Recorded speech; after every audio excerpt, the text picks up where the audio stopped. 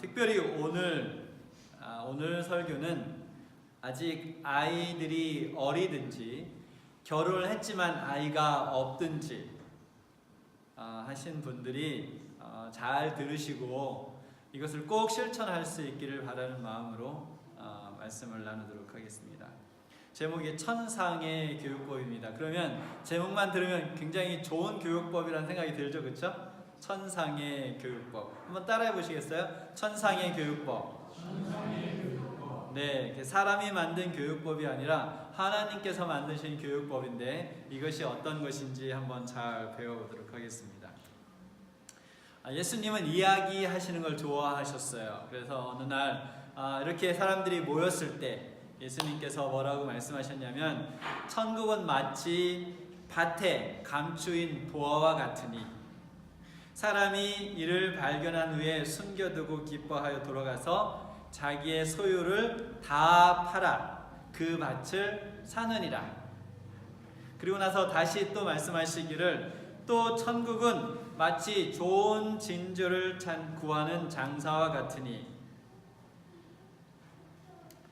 극히 값진 진주 하나를 발견하매 가서 자기의 소유를 다 팔아 그 진주를 사느니라.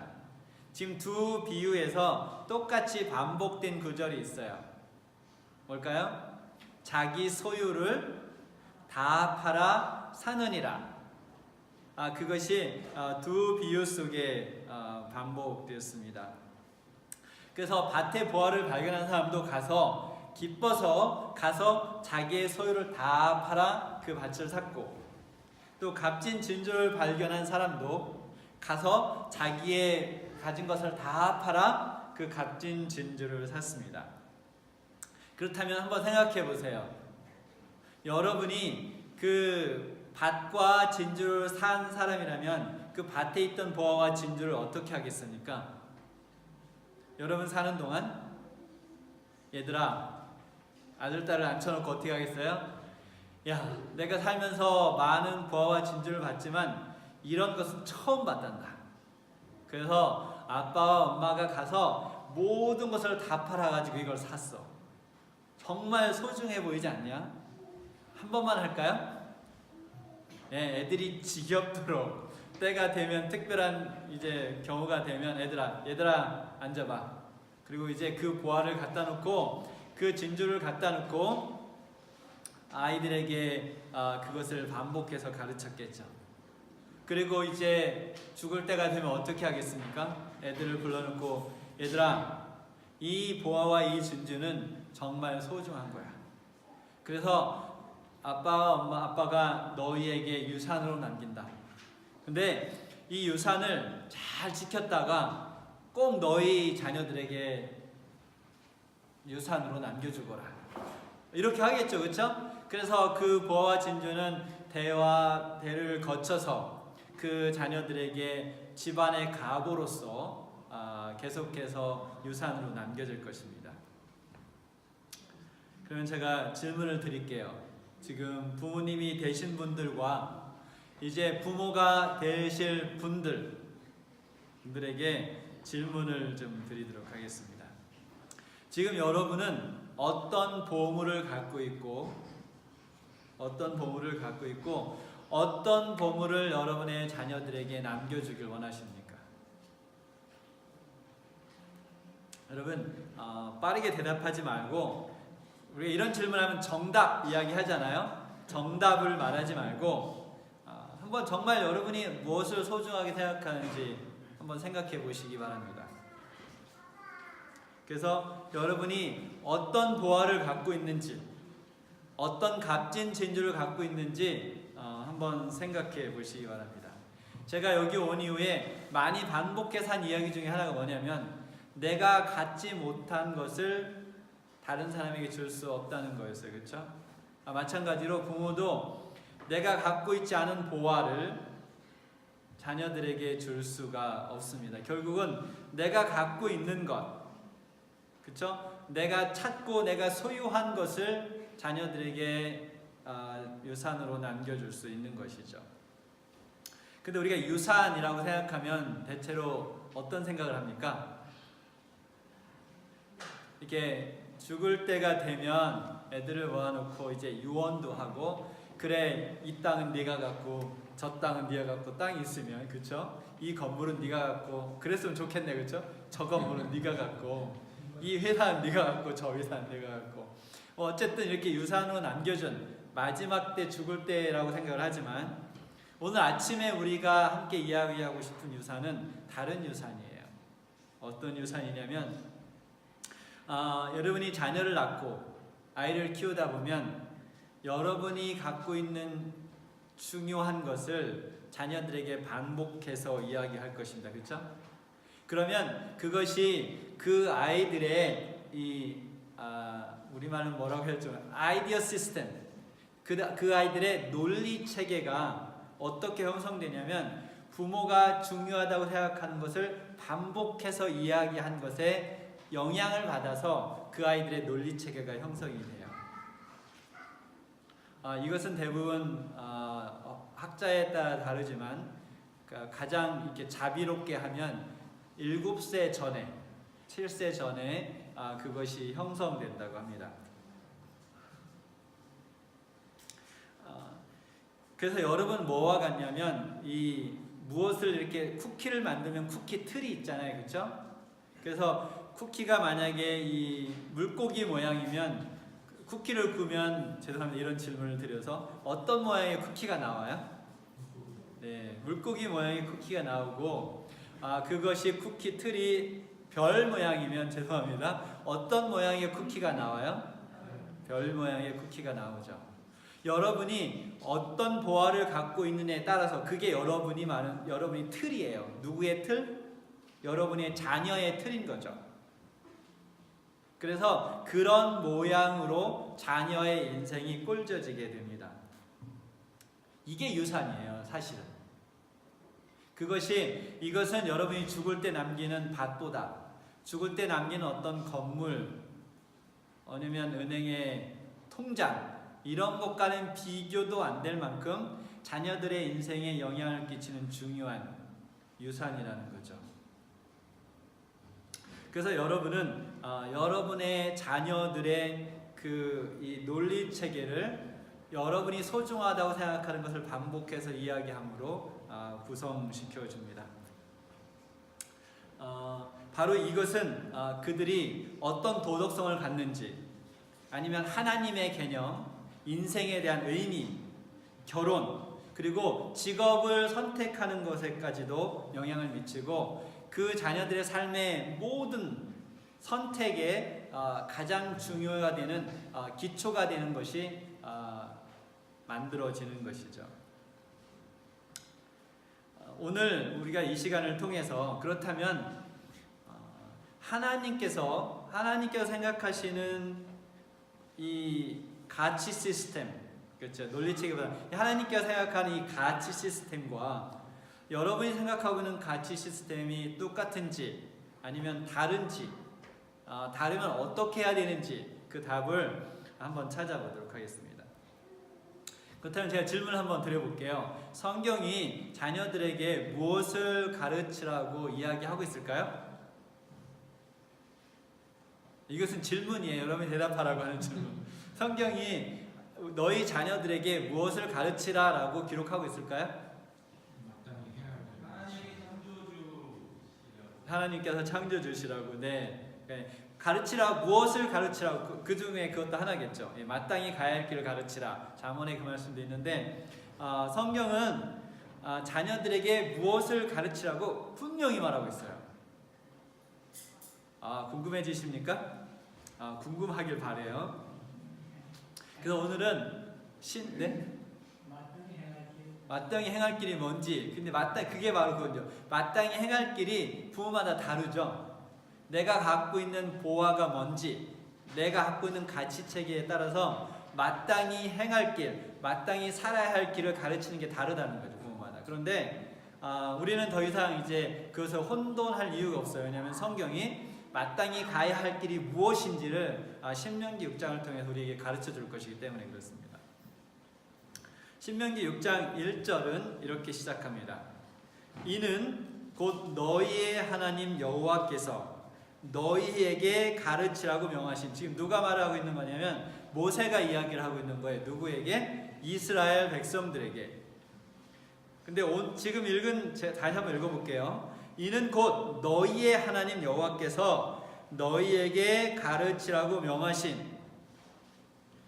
이걸 보니까 지금 누가 누구에게 무엇을 명했어요? 하나님께서 누구에게? 모세에게 뭐라고 명했어요? 하나님의 말씀을 누구에게 가르치라고? 이스라엘 백성들에게 가르치라고 말하고 있죠.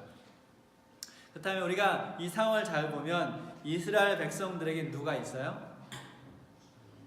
모세가 있죠. 모세가 어떤 사람이었어요? 하나님을 경외하고 하나님의 말씀을 순종하는 교사였어요. 가르치는 건 교사가 가르치죠, 그렇죠? 네. 그래서 오늘 대답을 잘 하시는 분이 안 오셨네요. 네, 하나님의 자녀, 가르치는 사람을 선생님이라고 그러죠, 그렇죠? 이 모세가 선생님이에요. 근데 어떤 선생님이냐면 하나님을 경외하고 하나님의 말씀에 순종하는 선생님이에요. 그렇다면 이 영적으로 자녀들을 키우기 위해서 먼저 필요한 것이 뭐냐면 부모님을 영적으로 성숙하게 해서 하나님을 경외하고 순종할 수 있도록 가르쳐줄 선생님이 필요하다는 거죠. 이해되셨나요? 네. 자녀들을 가르칠 선생님이 아니라 부모님을 가르칠 영적인 교사가 필요하다는 것입니다. 한번 제가 질문을 할 테니까 여러분도 그렇다고 생각하시면 한번 손을 들어보세요. 나는 내 자녀들이 하나님을 경외하는 아이가 되도록 키우고 싶다. 한번 손 들어보세요. 네, 높게 들어보세요. 네, 이렇게. 네. 고맙습니다. 이번 질문에는 손 들지 마세요. 그렇다면 여러분들 중에 여러분의 자녀를 하나님을 경외하는 아이로 키울 만큼 여러분이 영적으로 성숙해 있다고 생각하면 손을 들어보세요. 네, 그래서 죄송합니다.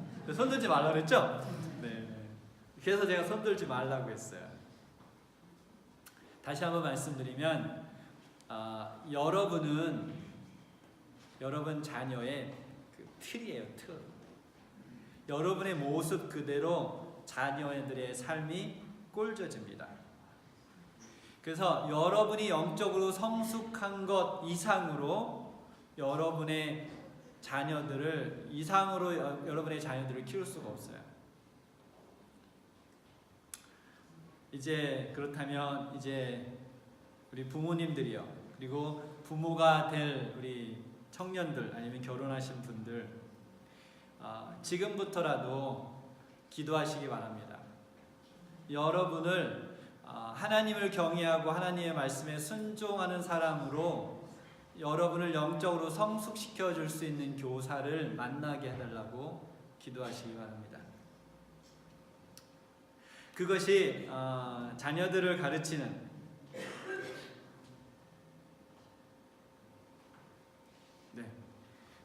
그것이 이제 여러분의 자녀들을 하나님의 말씀을 순종하고 하나님을 경외하는 자녀를 키우는 첫 번째 단계예요. 첫 번째 단계가 뭐예요? 그러면 영적인 하나님을 경외하고 하나님을 순종하는 그러한 교사를 만나는 것이 첫 번째 순서입니다.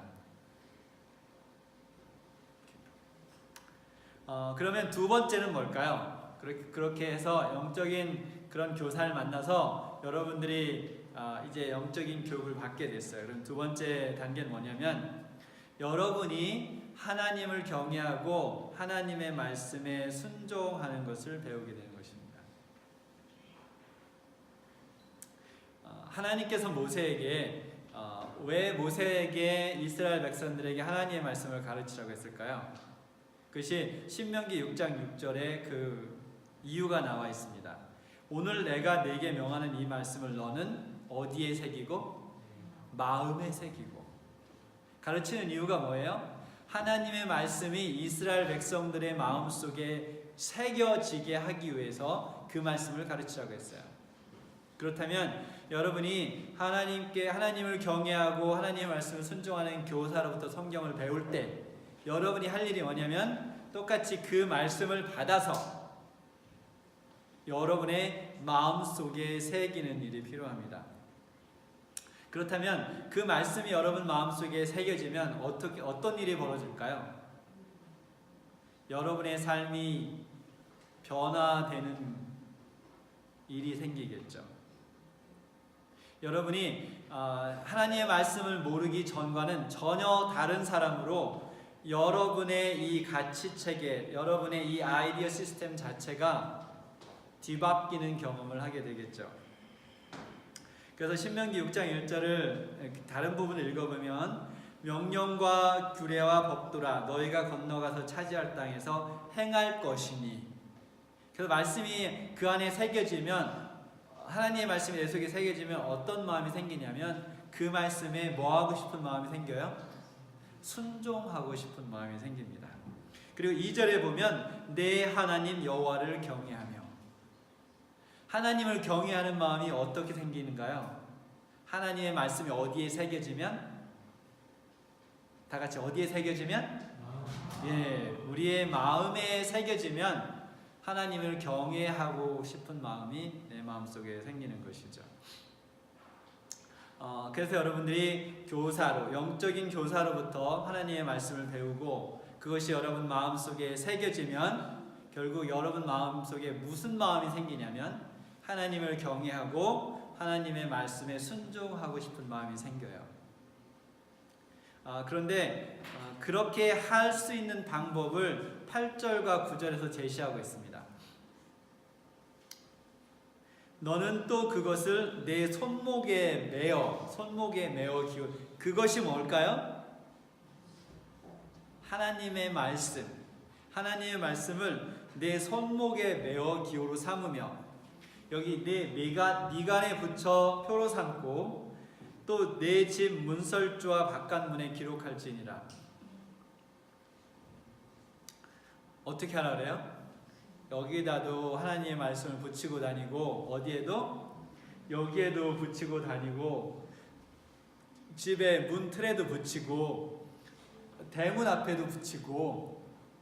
그래서 실제적으로 지금 여러분이 이스라엘에 가면 이렇게 이스라엘은 지금 이제 나눠졌어요. 세큘러 주와 릴리저스 주, 그래갖고 영적인 유대인들, 세속적인 유대인들. 그래서 세속적인 유대인들은 그런 하나님의 말씀, 그런 법들을 지키지 않고 그냥 사는 사람들이고 안식일도 잘 안 지켜요, 그 사람들. 그러나 이제 영적인 유대인들은 지금도 하나님의 말씀이 들어간 것을 손목에 이렇게 차고 여기 머리에 띠고 그리고 집문 앞에도 들어가면 이렇게 조그만 함이 있어요. 그게 우편함이 아니고 그 안에 하나님의 말씀이 들어가 있어요. 그래서 이스라엘 백성들은 문자적으로 지금 이것도 지키고 있는데 우리가 이 신명기 6장을 쭉 읽어보면 이렇게 하나님께서 문자적으로 그렇게 하라고 말씀하신 것이 아니라 무엇을 말씀하시고 있는 것을 아냐면 바로 라이프 스타일이라는 거죠. 삶 자체가 무엇이 되라는 거예요? 하나님의 말씀을 배우고 실천하는 것이 아침에 눈을 떠서 저녁에 잘 때까지 그것이 내 삶이 되게 하라. 삶의 방식이 되게 하라. 삶의 습관이 되게 하라라고 이야기하고 있는 거죠. 이것을 로마서 12장 1절에는 바울이 이렇게 표현했어요. 그러므로 형제들아 내가 하나님의 모든 자비하심으로 너희를 권하노니 너희 몸을 하나님이 기뻐하시는 거룩한 무엇을 드리라? 산제물로 드리라. 원래 이 산제물이라는 말이 조금 앞뒤가 안 맞는 말이에요. 왜냐하면 제물은 죽는 거죠. 그리고 번제는 다 태워서 그 연기가 하늘로 올라가는 게 제물이에요. 근데 사도 바울은 뭐라고 했어요? 어떤 제물로 드려? 산 제물로 드리라고 하고 있어요. 무슨 말입니까? 좀 아까 말씀드린 것처럼 하나님의 말씀을 배우고 그것을 내 마음에 새기고 실천하는 것 자체가 내 삶의 방식이 되게 하라, 이런 것이죠. 이렇게 되면 그 다음 세 번째 단계에 오게 됩니다. 세 번째 단계는 뭐냐면 하나님과의 사랑의 관계를 만들어내는 거죠. 여러분, 하나님 사랑하시면 아멘이라고 크게 해보시기 바랍니다. 여러분, 하나님 사랑하십니까? 아멘. 근데 하나님을 사랑하는 그 마음이 갑자기 어느 날 그냥 저절로 생기나요? 만약에 제가 결혼하지 않은 사람이라면 누군가 한 여자를 만나고 그 첫날 나는 당신을 사랑합니다라고 말하면 그 사랑이 진실성이 있어요, 없어요? 잘 모르겠어요? 없습니다. 없죠, 그렇죠? 그 사랑은 진실성이 없어요. 왜냐하면 아직 그 사람이 어떤 사람인조차도 모르기 때문에, 그렇죠? 마찬가지로 하나님을 사랑한다는 그 표현도 언제 나오는 거냐면 하나님의 말씀이 여러분 마음속에 새겨지고 깊어지고 차고 넘쳐서 여러분이 하나님의 말씀에 순종하고 하나님을 경외하는 마음이 생길 때, 그때서야 여러분 마음속에 무엇이 생기냐면 하나님을 사랑하는 마음이 생기는 거예요. 알았지? 케빈? 하나님 사랑하세요? 그래서 5절에 뭐라고 했냐면 너는 마음을 다하고 뜻을 다하고 힘을 다하여 내 하나님 여호와를 사랑하라. 근데 이 사랑하라, 이것이 언제 되는 거냐면 좀 아까 말씀드린 것처럼 하나님의 말씀이 여러분 마음속에 새겨지고 그것이 여러분의 삶의 태도와 습관과 그것이 가치체계와 논리체계가 될 때, 그때서야 여러분이 하나님을 마음과 뜻과 힘을 다하여 사랑할 수 있게 되는 것입니다. 이때가 되면 하나님의 말씀이 여러분 삶 속에 뭐가 되는 거예요? 여러분 삶 속에 보화가 되는 거죠. 시작할 때 말씀드렸던 것처럼 이것이 뭐가 되냐면 값진 진주가 되는 거예요. 그래서 그걸 여러분이 찾았어요. 그러면 앞에 예화 속에서 보니까 어떻게 했어요? 그 찾은 사람은 어떻게 했어요? 모든 것을 다 팔아. 그것을 어떻게 했어요? 그것을 샀어요. 하나님의 말씀, 하나님을 경외하고 하나님의 말씀에 순종하는 것이 여러분의 삶의 보화가 되면 그것이 여러분의 삶의 전부가 된다는 것이죠. 바로 이때서야 여러분이 여러분의 자녀들을 영적인 자녀로 가르칠 수 있게 되는 것입니다. 그런데 많은 경우에 무엇이 문제가 생기냐면 1번부터 3번이 없어요. 영적인 교사를 만난 경험도 없고, 그렇기 때문에 당연히 하나님의 말씀을 배우는 경험도 없고, 하나님을 경외하고 하나님을 순종하고 하나님을 사랑하는 경험이 없는 상태에서 신기하게도 자녀들을 영적으로 키우기 시작하는 거죠. 이게 가능합니까?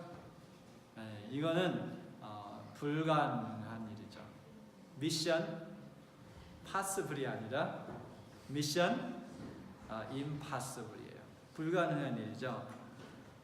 그래서 여러분의 자녀를 이제 그렇게까지 3단계까지 오면 이제 4단계가 돼서야 여러분의 자녀를 가르칠 준비가 되고 가르칠 마음이 생기는 것이죠. 그러면 또 다른 질문이 생겨요. 자녀들에게 무엇을 가르쳐야 될까요? 그게 중요하겠죠, 그렇죠? 자녀들에게 무엇을 가르쳐야 될까요? 그래서 보면 우리 재미있는 성경 이야기를 읽어주면 좋을까요? 재미있는 성경 이야기 좋은 책이죠. 그러면 또 이제 어린이 예배를 위해서 나온 이렇게 그 글들이 있어요. 예배, 그렇죠? 예배 글인데 그런 걸 읽어주면 될까요? 네, 좋죠. 아니면 요새는 어린이 성경이 따로 나와요. 그럼 그 어린이 성경을 자녀들에게 읽어주면 될까요? 네, 그것도 좋은 거죠. 그런데 하나님께서 그 레슨 플랜, 무엇을 가르칠지도 말씀하고 계셨어요. 좋으신 하나님 맞죠? 어떤 방법으로 자녀들을 가르칠 것을 말씀하신 것뿐만 아니라 무엇으로 가르칠지도 말씀하고 계신다는 거죠. 그래서 여러분이 7절을 읽어보면 무엇을 가르치라고 했냐면 부모들이 배우고 익히고 실천한 것을 가르치라고 했어요. 여기서 또 한 가지 문제가 생기는 거죠. 왜냐하면 부모들이 배우고 익히고 실천한 걸 가르치는 것이 아니라 부모들이 뭐를 가르쳐요? 교재를 가지고 그냥 가르치죠. 뭐는 없는데 부모의 마음속에 그렇게 살 마음도 사실은 없는 내용을 죄송합니다.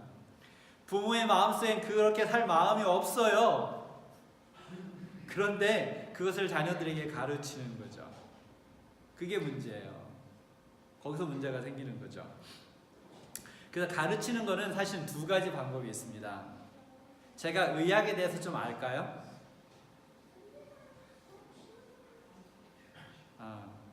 그렇죠. 제 배경을 모르시니까. 저는 의학에 대해서 하나도 몰라요. 근데 제가 오늘 전에 2주 전에 오늘부터 2주 전부터 제가 의학에 관한 책을 한 3권 정도를 완전 통독해서 정리해가지고 여기 와서 세미나를 할 수 있을까요? 없을까요? 할 수 있죠. 그건 제가 뭐를 하는 거냐면 제가 책에서 읽은 정보를 여러분들에게 전달해 주는 거죠. 그거와 예를 들면 제가 의사예요. 그래서 의사가 돼서 20년 동안 전문의로 발음이 안 되지? 전문의로 그 의사 생활을 하고 제가 삶 속에서 경험한 것을 여러분에게 근데 그게 같은 내용일 수 있어요. 제가 책 3권을 정독하고 여러분에게 세미나를 하는 것과 그것을 제가 의사고 20년 동안 경험한 것을 여러분에게 세미나를 할 때 그 내용은 같을 수 있지만 그 세미나가 여러분 삶에 끼치는 영향이 같을까요? 다르죠. 뭐가 다를까요? 제가 책을 보고 전달하는 것은 제 마음속에 새겨진 게 아니에요. 제 것도 아니죠. 그냥 그것을 물건 나르듯이 그냥 날라준 거예요. 그러나 제가 의사고 20년 경험 있는 전문이라면 그것은 내 마음속에 새겨진 것을 전달해 준 거죠. 바로 그것이 문제라는 거예요. 우리가 하나님의 말씀을 자녀들에게 줄 때 먼저 어떻게 돼 있어야 된다고요? 내가 내 마음속에 새겨지고 내 삶 속에서 실천되고 있는 것을 자녀들에게 가르치라고 하나님께서 말씀하신 것입니다. 하나님의 레슨 플랜이에요. 다른 거 엉뚱한 거 인터넷에서 찾고 책 찾아갖고 가르치려고 하지 말고 부모들이 배우고 익히고 삶 속에서 실천하는 것을 자녀들에게 가르치라고 말씀하고 있는 거죠. 어떻게 가르칠까요? 7절에 나와 있습니다. 내 자녀들에게 어떻게 가르치냐면 부지런히 가르치라고 그래요. 부지런히. 그래서 어떻게 부지런히 가르치냐면 집에 앉았을 때이든지 길을 갈 때이든지 누워있을 때이든지 일어날 때이든지 이 말씀을 강론할 것이며 이렇게 하면 아이들이 어떻게 될까요? 신경질 낼 수도 있어요. 그렇죠? 좀 그만해 아빠. 왜 맨날 똑같은 얘기야. 다시 한번 성경은 무엇을 말하고 있는 거냐면 삶을 이야기하고 있는 거예요. 삶을 이야기하고 있는 거죠. 이것은 가족 예배를 드리고 있는 걸 말하고 있는 건 아니에요. 여러분 아침 저녁 예배 드리죠. 안 드릴 수도 있고 드릴 수도 있는데 그냥 뭐 기도력 읽고 아니면 저희 지금 아침에 하듯이 저희 가족에 학교 가기 전에 성경 한 장을 같이 읽고 기도해요. 그런데 지금 여기서 말하고 있는 것은 그런 것을 말하고 있는 것이 아니라는 거죠.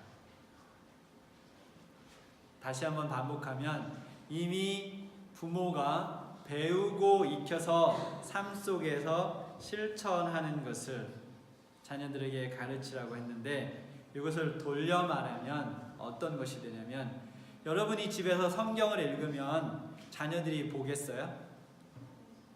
그렇죠? 이게 아까 말씀드린 이것이 여러분의 삶이 되면 여러분의 자녀들이 여러분이 성경 읽는 것을 볼 것입니다.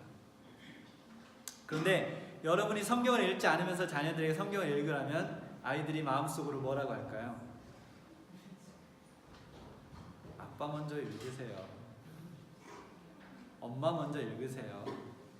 그리고 요즘 애들은 마음속으로만 생각하지 않고 어떻게 해요? 직접 말하죠. 요즘 애들은 직접 말해요. 엄마 안 읽잖아. 그렇죠? 아빠 안 읽잖아. 뭘 보게 돼요? 여러분이 성경을 읽을 뿐만 아니라 여러분이 성경을 깊이 묵상하는 것을 보게 되겠죠. 그렇죠? 여러분이 기도하는 모습을 보게 될 것입니다.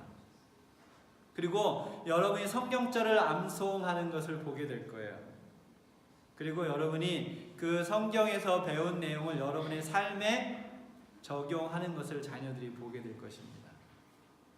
그러면 여러분의 자녀들이 어떻게 하기 시작하냐면 여러분을 흉내내기 시작하겠죠.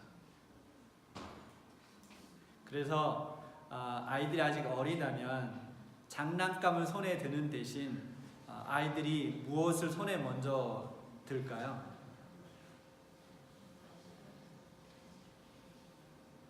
잘 모르시죠? 장난감을 드는 데는 손에 무엇을 들까요? 성경을 들겠죠. 무엇을 그 아이들이 보았으면? 여러분이 성경 읽는 것을 보았으면 아이들이 장난감을 찾는 대신 아이들이 책을 집어들 거라는 거죠. 그렇죠? 네, 아이들이 책을 집어들죠. 바로 이렇게 아이들이 흉내내기 시작할 때 그 아이들에게 여러분이 마음속에 세워진 그 보화를 여러분의 자녀들에게 나누기 시작하는 겁니다. 근데 여러분이 자녀들하고 예배를 드려봤죠? 잘 드려지나요? 안 되죠? 결국은 예배 드리는 시간이 야단치는 시간이고 혼내고, 그래서 결국은 기분 나쁘게 예배가 종료됩니다. 왜 그럴까요?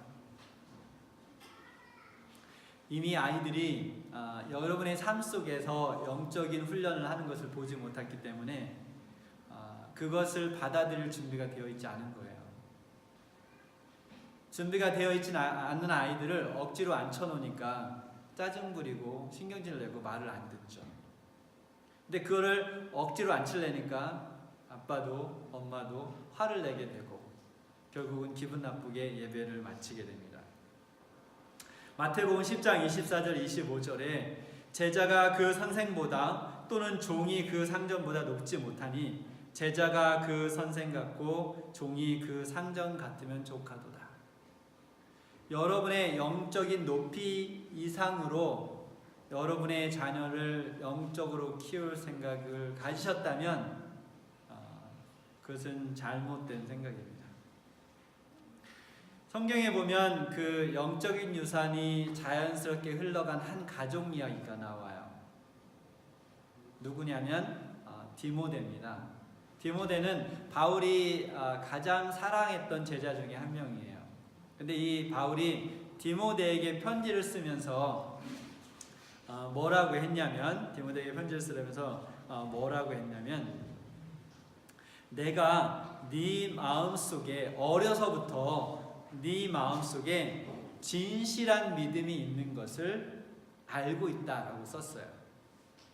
알고 있다라고 썼는데 그 진실한 믿음이 그 성경절 한번 제가 읽어볼게요. 디모데후서 3장 15절에 또 어려서부터 성경을 알았나니, 언제부터 성경을 알았다 그래요? 어려서부터. 성경은 능히 너로 하여금 그리스도 예수 안에 있는 믿음으로 말미암아 구원에 이르는 지혜가 있게 하느니라. 디모데가 어려서부터 성경을 알았어요. 그렇다면 디모데가 어려서부터 어떻게 성경을 알게 되었는지를 디모데후서 1장 5절에 먼저 나와요. 3장 15절 전에. 그러니까 디모데후서 1장 5절에 이는 내 속에 거짓이 없는 믿음이 있음을 생각합니다. 근데 이 믿음은 먼저 어디서 왔냐면 내 외할머니 로이스와 네 어머니 유니게 속에 있더니 내 속에도 있는 줄 확신하노라. 아하. 지금 보아가 누구 속에 있었어요? 할머니 로이스. 그 할머니가 무엇을 찾은 거예요? 그 밭에 보아를 찾고 가서 모든 것을 다 팔아 그 보아를 할머니가 사셨어요. 할머니 로이스가. 그런 다음에 그 보아를 누구에게 전달해 줬어요? 그 딸 유니게에게 그 보아를 전달해 줬죠. 그 어머니 유니게는 그 보아를 어떻게 했어요? 아들 디모데에게 전달해 주었습니다. 누구 속에 여기 지금 그 표현을 다시 한번 잘 생각해 보세요. 할머니가 성경을 가르쳤다가 아니고 할머니 속에 있었던 거짓이 없는 믿음. 그러니까 할머니의 삶 속에 있고 할머니의 삶 속에서 실천되었던 그 진실된 믿음이 그 딸에게 전달되었고 그 딸의 마음 속에, 그러니까 딸이 성경을 가르쳤다 이게 아니에요. 딸의 마음 속에 있고 삶 속에서 실천되었던 그 진실된 믿음이 디모데에게 전달되었다는 것이죠. 이것이 바로 영적인 유산을 자녀들에게 또 그 자녀들에게 자손 남기는 방법입니다. 여러분, 시작은 어디서부터 시작됐나요? 바로 부모가 하나님을 경외하고 하나님의 말씀에 순종하는 성경 교사를 만나서 하나님의 말씀을 배우고 마음속에 새기고 그것을 삶 속에서 실천하는 일부터 시작이 됩니다. 이것이 없는 상태에서 여러분의 자녀를 영적으로 키우겠다고 하면 로또를 사는 거예요, 여러분. 그리고 로또가 맞길 기다리는 거죠. 죄송합니다. 여러분은 여러분의 자녀를 절대로 영적인 자녀로 키울 수 없습니다. 여기 로또 1등 당첨되어 보신 분 한번 손 들어보세요. 여러분 안 사시죠, 그렇죠? 네, 여러분은 여러분 마음속에 그것이 하나님의 말씀이 없이는 여러분의 자녀를 영적으로 키울 수가 없습니다.